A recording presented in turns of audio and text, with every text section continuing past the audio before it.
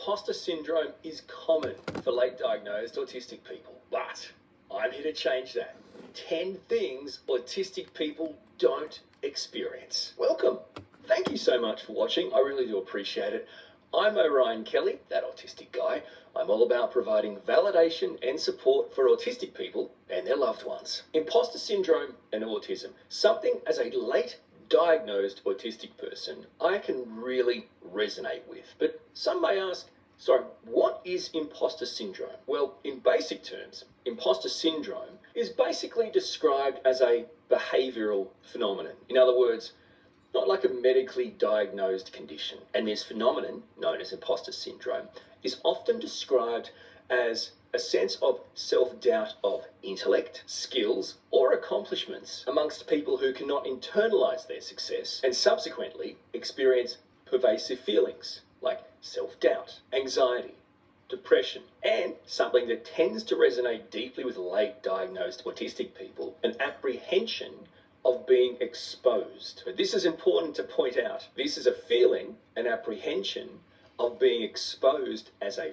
fraud despite verifiable and objective evidence to the contrary. So there's verifiable, objective evidence to go against our feeling that we are a fraud, yet we can't shake that feeling. Imposter syndrome in a nutshell. And I would hazard a guess to say most people living on the planet will feel this at some point in their life. It may be as a result of the job they're in, or the group they're in, or the activity they're doing, or a type of accomplishment. But for late diagnosed autistic people, this feeling of imposter syndrome can be even more intense. Why, you may ask? Okay, well, let's make a list together. Let's say you're a late diagnosed autistic person. In other words, you were born autistic, you lived a large portion of your life undiagnosed, unrecognized as an autistic person.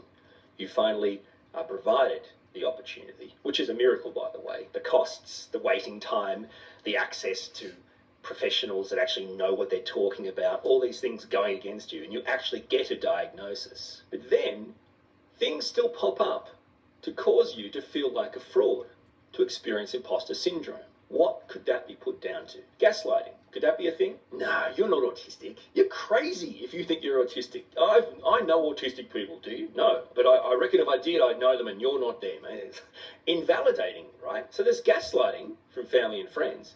But there's also invalidating. This invalidation can actually come from healthcare practitioners, psychiatrists with no real understanding, no real experience, no real education in modern day medicine in diagnosing autistic adults. This invalidation can come from employers, fellow employees, teachers, schooling. You can be invalidated from all sorts of people. The issue is none of these people have any idea about you and your experience as an autistic person. That leads to imposter syndrome.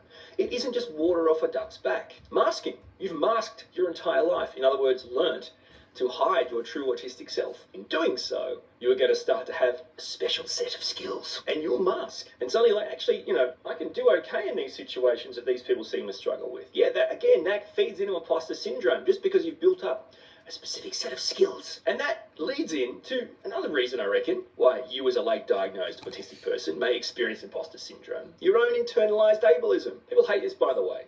People are constantly trying to spit fire on the community at large, who can be very ableist. I get it. But the thing is, what about you? So you're part of society. Late diagnosed autistic people definitely still hold themselves to standards that are unacceptable, but should not be expectations that can't be met anyway, based on your own internalized ableism. And probably the final thing I'd add to our list of why, as late diagnosed autistic people, we can experience imposter syndrome, I reckon, is probably our own rite of passage in late diagnosis, and that is identity crisis. We all go through an identity crisis. If I've been diagnosed later in life, who was I prior? Who am I now? Who should I or would I or will I be? Because in a way, it's like you have two lives. Pre-diagnosis, which presumably everyone said, no, you're just a bad, crappy person that doesn't fit in. You're not supposed to be here. You just aren't right. And you thinking that's who I am. To, in fact, no, you're autistic. To you going, oh, so if that's not who I am, who am I? I can't just say I'm autistic. There's got to be more than that. So who am I? This feeds into imposter syndrome. This is an experience, As a late diagnosed autistic person, even a person diagnosed earlier in life, as they grow older and grow into themselves, might start to feel this pressure of imposter syndrome. So let's kill off that imposter syndrome once and for all, my friends, with these 10 things autistic people don't usually experience. Put differently, 10 signs you're not autistic. See what I'm saying? You see where I'm going with this? If you don't, in general terms, experience these 10 things, you need to drop the imposter syndrome, my friend. Believe and embrace your autistic diagnosis, your autistic identity. Number 1.